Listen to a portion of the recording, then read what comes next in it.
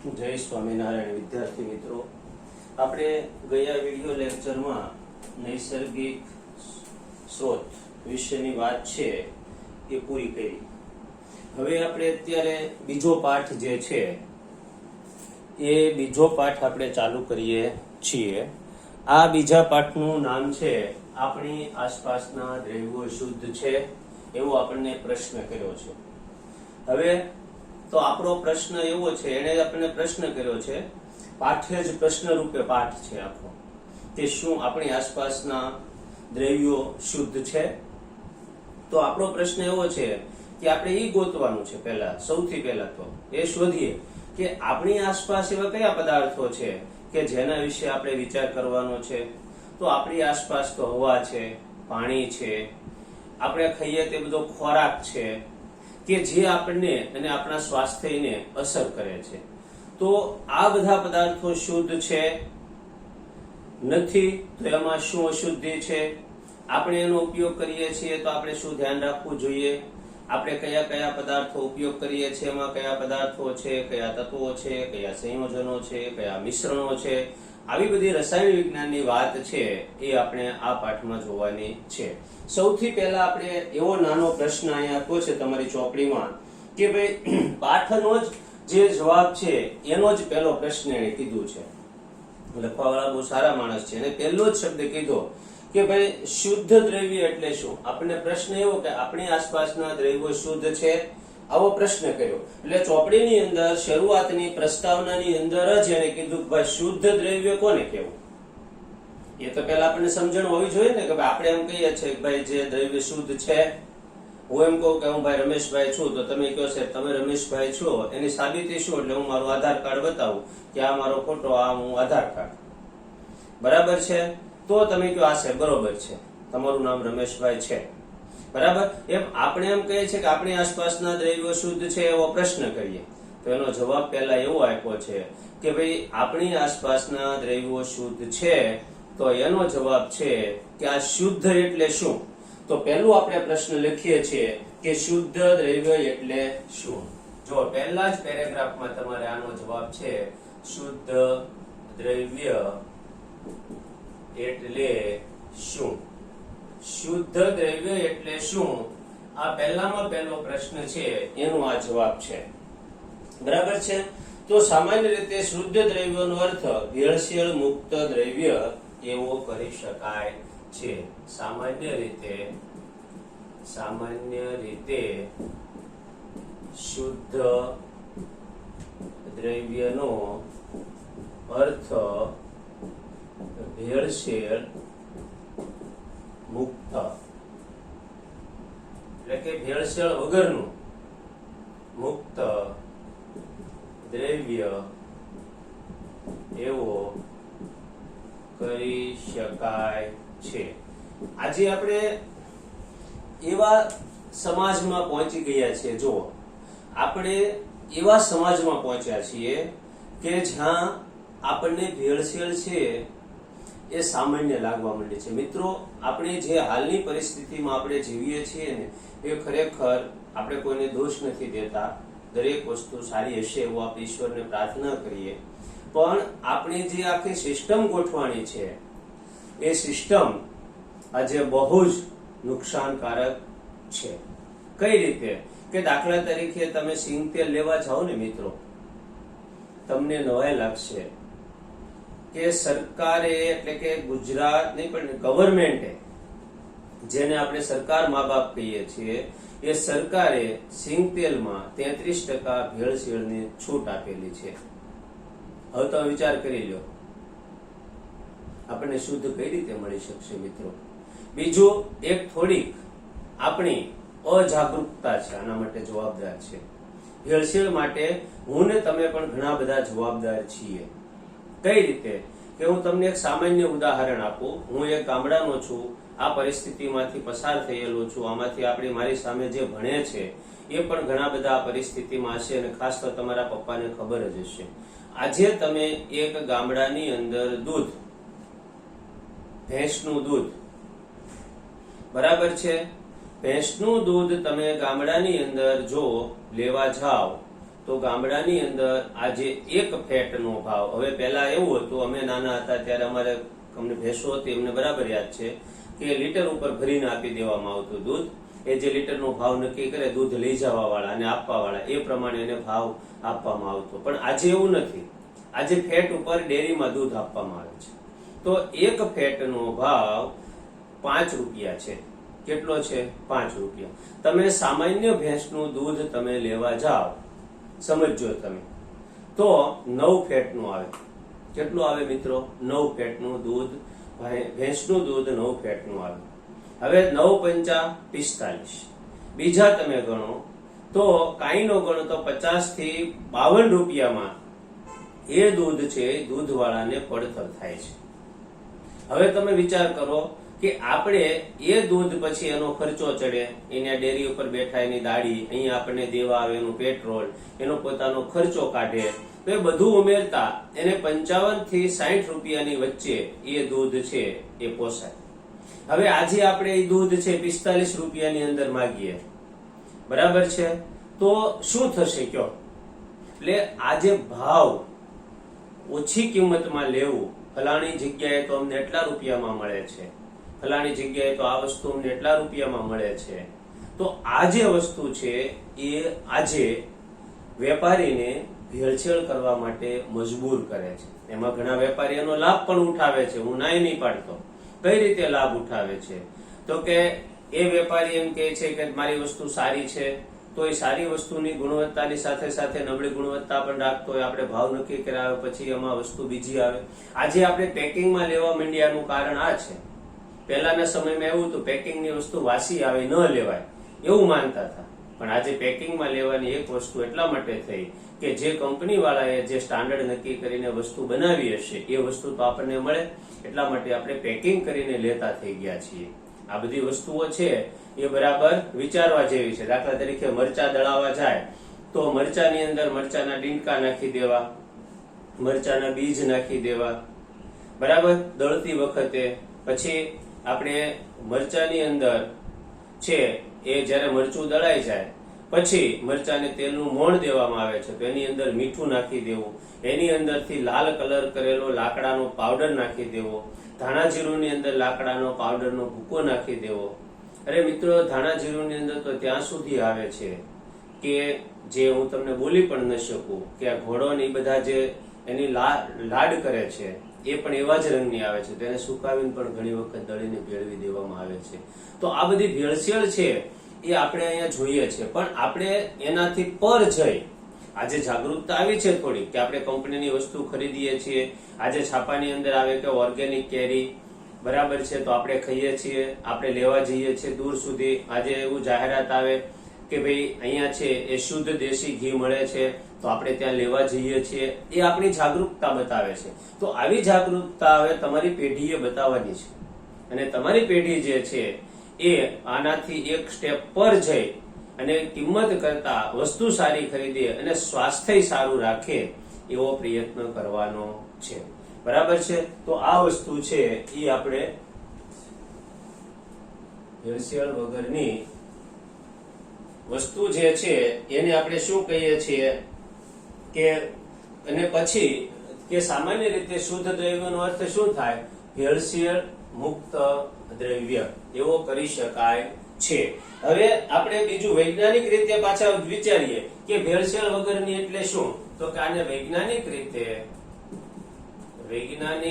આનો જો આપણે વિચાર કરીએ તો વૈજ્ઞાનિક રીતે ભેળસેળ વગરની વસ્તુ એટલે શું કહેવાય? તો વૈજ્ઞાનિક રીતે જે દ્રવ્યમાં રહેલા તમામ કણોના રાસાયણિક ગુણધર્મો, જે દ્રવ્યમાં રહેલા તમામ કણોના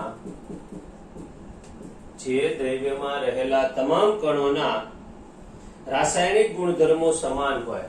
કણોના રાસાયણિક ગુણધર્મો સમાન હોય. રાસાયણિક ગુણધર્મો કેવા હોય? જે દ્રવ્યમાં રહેલા તમામ કણોના રાસાયણિક ગુણધર્મો સમાન હોય તેને શુદ્ધ દ્રવ્ય કહે છે. તમામ કણોના રાસાયણિક ગુણધર્મો કેવા હોય? સમાન હોય. તેવા દ્રવ્યને શું કહે છે? શુદ્ધ દ્રવ્ય કહે છે. આ પહેલી વાત છે. જો તમારે પહેલા જ પેરેગ્રાફની અંદર આ વસ્તુ છે એ તમને આપેલી છે. દાખલા એના ઉદાહરણ આપ્યા છે. ઉદાહરણ તરીકે દૂધ એ પાણી, ચરબી, પ્રોટીનનું મિશ્રણ છે. જ્યારે વૈજ્ઞાનિક દ્રષ્ટિએ કોઈ દ્રવ્યને શુદ્ધ ત્યારે જ કહેવાય છે કે તે દ્રવ્યમાં રહેલા દરેક કણોના રાસાયણિક ગુણધર્મો કેવા હોય છે? સમાન હોય છે. એવું અહીંયા આપણને સમજાવેલું છે.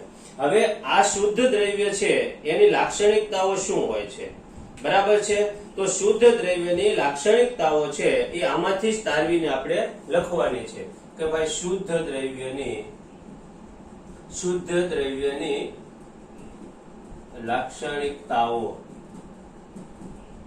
શુદ્ધ દ્રવ્યની લાક્ષણિકતાઓ જે છે એની વાત હવે આપણે જોઈએ તો શું કહી શકાય કે જો એની અંદર છે કે કોઈ એક શુદ્ધ દ્રવ્ય એક જ પ્રકારના કણોનું, પહેલું કે કોઈ એક દ્રવ્ય એ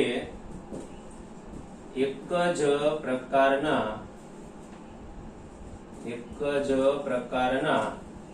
કોઈ એક દ્રવ્ય એક જ પ્રકારના કણોનું બનેલું હોય છે.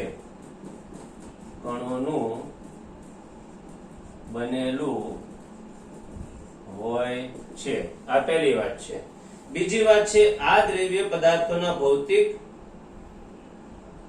પ્રક્રમ દ્વારા અન્ય દ્રવ્યથી અલગ કરી શકાતા નથી.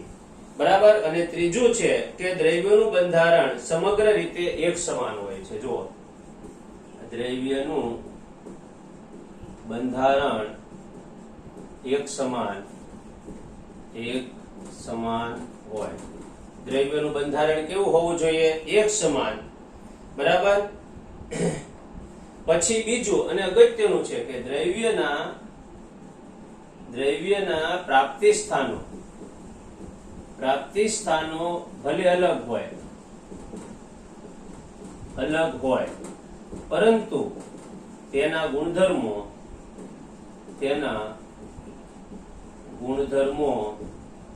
સમાન હોવા જોઈએ. કે દાખલા તરીકે આપણે દૂધ ગમે ત્યાંથી લઈએ, ભાવનગરમાંથી લઈએ કે અમદાવાદમાંથી લઈએ, એના પ્રાપ્તિ સ્થાનો ભલે અલગ હોય પરંતુ શું હોવું જોઈએ? તો કે એના ગુણધર્મો કેવા હોવા જોઈએ? સમાન હોવા જોઈએ. આ વસ્તુ છે એ આપણને સમજવાય. હવે બીજો મુદ્દો આવે છે મિશ્રણ વિશેની વાત. કે ભાઈ મિશ્રણ કોને કહેવાય? દ્રવ્યની વાત છે. આપણે તો મોટા ભાગના જે વસ્તુ ઉપયોગ કરીએ છીએ ને એ બધું મિશ્રણ છે. એમાંથી દ્રવ્ય બહુ ઓછા છે. દાખલા તરીકે દૂધ છે તો એ મિશ્રણ છે.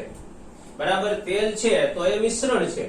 આપણે જે બધું ખાંડ છે, બરાબર, તો આપણે જે વસ્તુનો ઉપયોગ કરીએ છીએ એમાંથી મોટા ભાગની વસ્તુઓ જે છે એ કોઈ એક જ વસ્તુની નથી બનેલી, પણ એ તો બધું જ શું છે?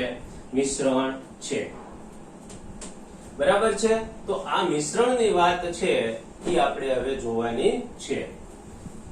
બરાબર છે. તો હવે મિશ્રણ વિશેની વાત કરીએ તો મિશ્રણ એટલે શું? ઉદાહરણ આપો. મિશ્રણ એટલે શું? ઉદાહરણ આપો. મિશ્રણ એટલે શું? ઉદાહરણ આપો. તો બે અથવા વધારે પ્રકારના શુદ્ધ તત્વો અથવા સંયોજનો, બે અથવા વધારે પ્રકારના શુદ્ધ તત્વો અથવા સંયોજનો, બે અથવા વધારે પ્રકારના શુદ્ધ તત્વો અથવા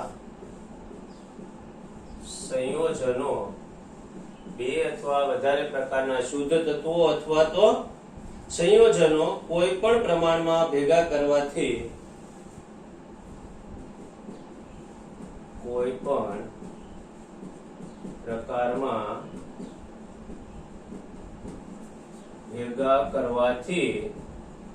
કોઈ પણ પ્રમાણમાં ભેગા કરવાથી મળતા પદાર્થને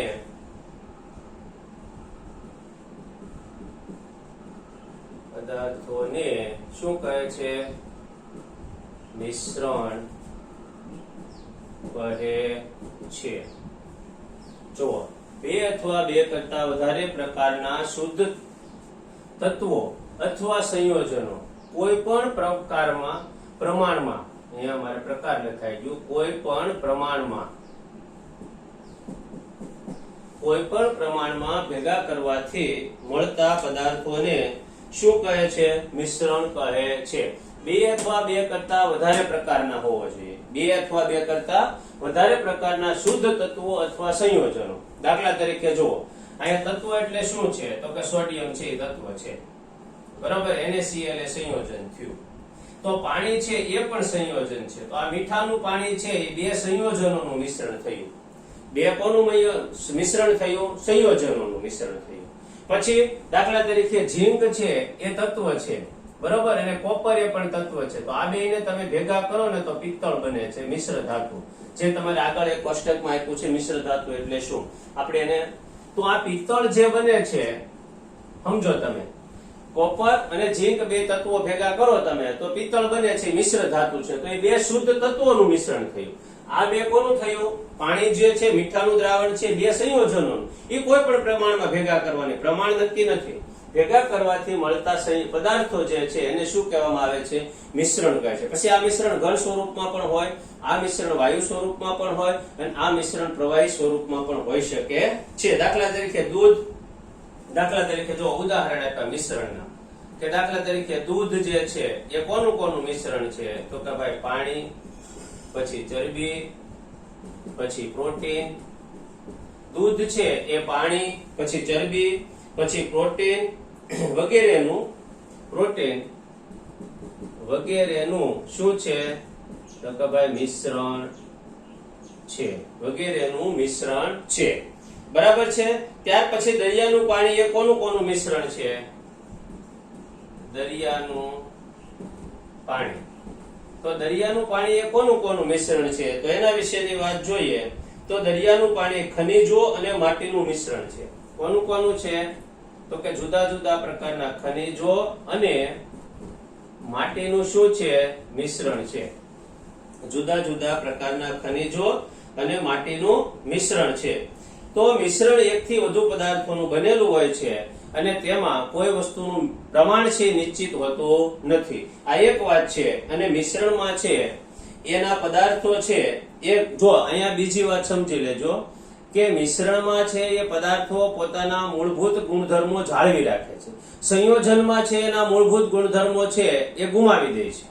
દાખલા તરીકે અહીંયા છે NaCl એ સંયોજન બન્યું, બરાબર. આ NaCl શું કહેવાય? સંયોજન. તો આ સોડિયમ છે ને એ તો ખૂબ જલદ ધાતુ છે. જ્યારે આ જે છે વાયુ છે, બે ભેગા થયા તો NaCl બની ગયું. તો આના પણ ગુણધર્મો નથી, નાના પણ ગુણધર્મો નથી. જ્યારે મીઠું છે એ ખારું છે, પાણી છે એ પ્રવાહી છે. તો આ બેને ભેગા કરો તો એ પ્રવાહી છે એ ખારું જ થાય. તો અહીંયા આ વસ્તુ બરાબર સમજવાની છે કે અહીંયા જે મિશ્રણ બને છે ત્યારે પદાર્થો છે એ પોતાના મૂળભૂત ગુણધર્મો પાછા જાળવી રાખે છે. હવે આ મિશ્રણના પ્રકારો છે એ કયા કયા છે? તો મિશ્રણના છે એ હવે આપણે બે પ્રકારો વિશેની વાત જોવાની છે. તો આપણે પ્રશ્ન એવો થશે કે ભાઈ મિશ્રણ એટલે શું? એના પ્રકારો જણાવો.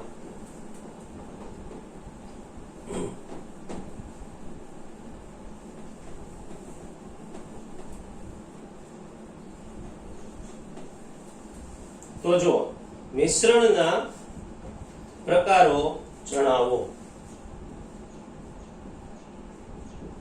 મિશ્રણના પ્રકારો જણાવો. મિશ્રણના પ્રકારો જણાવો. મિશ્રણમાં રહેલા ઘટકો છે એને આધારે મિશ્રણના છે એ બે પ્રકારો છે. જો મિશ્રણના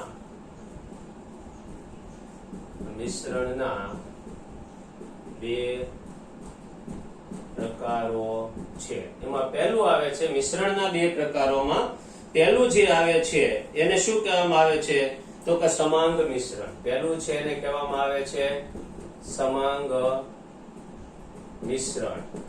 બીજું છે એને શું કહેવાય? વિષમાંગ મિશ્રણ. પહેલું છે એને સમાંગ મિશ્રણ કહેવામાં આવે છે, બીજું છે એને શું કહેવામાં આવે છે? વિસમાંગ મિશ્રણ કહે છે. હવે આ સમાંગ મિશ્રણ અને વિસમાંગ મિશ્રણ છે એના વિશેનું છે એ આપણે એની વ્યાખ્યા અથવા તો એના તફાવત છે. પ્રશ્ન આપણો એક એવો પણ આગળ આવે છે કે સમાંગ અને વિસમાંગ મિશ્રણનો તફાવત આપો. એટલે હવે હું બે વસ્તુના તફાવત પણ લખતો જાઉં છું અને તમારે સમજતું જવાનું છે.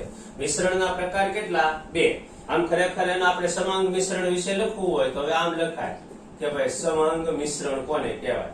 તો સમાંગ મિશ્રણના ગુણધર્મો છે એ હું લખું. તો સમાંગ મિશ્રણ છે તે એક સમાન સંઘટન ધરાવતું મિશ્રણ છે. તે એક સમાન સંઘટન ધરાવતું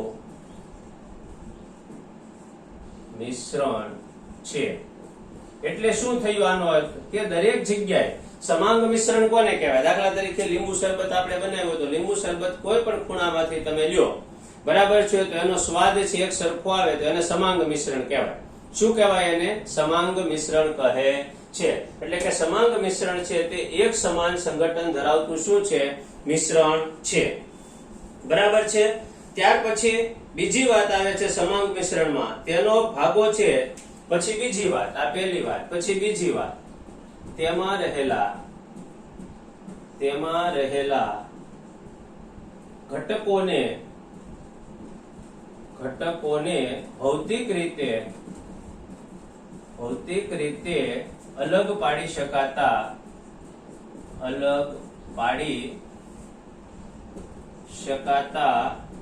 નથી. તેમાં રહેલા ઘટકને ભૌતિક રીતે એટલે આપણે ગાળી નાખીએ, માની લો ગરમ કરીએ તો એવી રીતે એને અલગ પાડી શકાતા નથી. પછી મિશ્ર થયા બાદ તે બધા જ, ત્રીજી વાત છે સમાંગ મિશ્રણનું, કે મિશ્ર થયા બાદ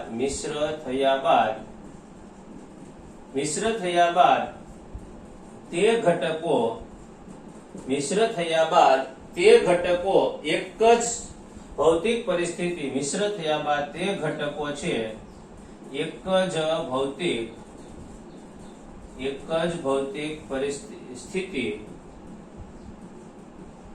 ભૌતિક સ્થિતિ ધરાવે છે. મિશ્ર થયા બાદ તે ઘટકો એક જ ભૌતિક સ્થિતિ ધરાવે છે. દાખલા તરીકે એના ઉદાહરણ છે કે ભાઈ દાખલા તરીકે ખાંડ અને મીઠાનું દ્રાવણ. આ એક વાત છે, ખાંડ અને મીઠાનું દ્રાવણ. પછી પાણી, બીજું પહેલું છે. પછી બીજું આવે છે હવા, બરાબર. ત્રીજું આવે છે આયોડીન અને આલ્કોહોલનું મિશ્રણ. હવે જુઓ, આ હું છે ને એટલું કાઢતો નથી, આ કાઢી અને વિસમાંગ મિશ્રણ જે છે એના ગુણધર્મો હવે લખું છું. એટલે તમારે શું થાય કે સમાંગ અને વિસમાંગનો તફાવત છે આગળ ઉપર પ્રશ્ન છે આપણા, જેમાં સમાંગ અને વિસમાંગનો શું છે તફાવત. તો તમારે ત્યાંય સમાંગ અને વિસમાંગનો તફાવત છે આમાંથી લખવાનું છે. અહીંયા પહેલું છે, અહીંયા હવે આપણે લખશું વિસમાંગ મિશ્રણ. તો વિસમાંગ મિશ્રણ કોને કહેવાય? તો એની વાત લખીએ તો પહેલું, તે અસમાન સંઘટન ધરાવતું મિશ્રણ છે. તે અસમાન સંઘટન ધરાવતું મિશ્રણ છે. બરાબર છે. બીજી વાત છે, જુઓ, અસમાન એટલે શું? કે દાખલા તરીકે તમને નહીં ખબર હોય, ગામડાવાળાને ખબર હોય કે દૂધ છે ને એ અસમાંગ મિશ્રણ છે. દૂધમાં તમે દરેક જગ્યાએથી જો એનું મિશ્રણ લ્યો ને તો એના ફેટ અલગ અલગ મળે. શું મળે છે? થોડો ફેર આવે, બહુ ન આવે, તો એને અસમાંગ મિશ્રણ કહેવાય. બરાબર છે. પછી બીજી વાત આવે છે કે તમે રેતી અને ખાંડ છે એને મિશ્ર કરો તો તમે પછી લ્યો તો દરેક જગ્યાએ એનું ભેગું થતો નથી. તો એ જે છે એ અસમાન શું છે? અસમાન મિશ્રણ છે. તેમાં પછી આમાં બીજી વખત છે, તેને ભૌતિક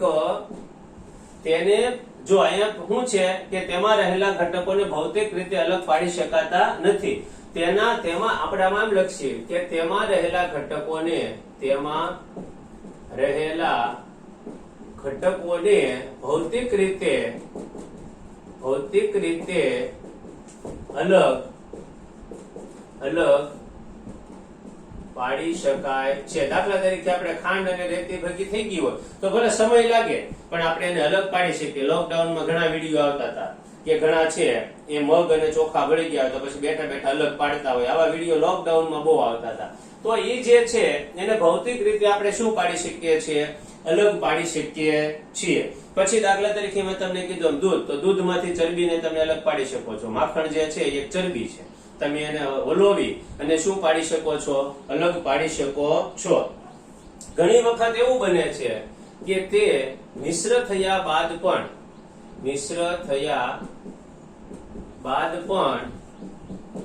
અલગ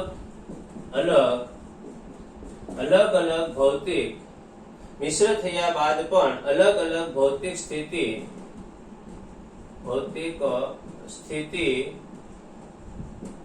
ધરાવે છે.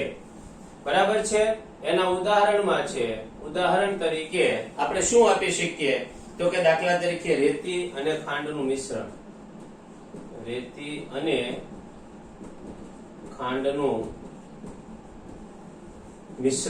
તો આ જે છે એ એના શું છે? ઉદાહરણો છે. તો આપણે અહીં બે પ્રકારના મિશ્રણની વાત કરી, એક સમાંગ મિશ્રણ અને બીજું વિષમાંગ મિશ્રણ. મેં એવી રીતે તમને લખાયું છે કે તમે તફાવત લખો તો પહેલો મુદ્દા સામે પહેલો, બીજા સામે બીજો, ત્રીજા સામે ત્રીજો મુદ્દો તમે લખી શકો છો. તો આવી રીતે છે એ આ વસ્તુ આપણે સમજવાની છે. બરાબર? બાકી આવતું છે, આવતા પીરિયડમાં આપણે આના વિશે આગળ જોઈશું. અત્યારે એટલું રાખીએ છીએ. અસ્તુ. જય સ્વામિનારાયણ.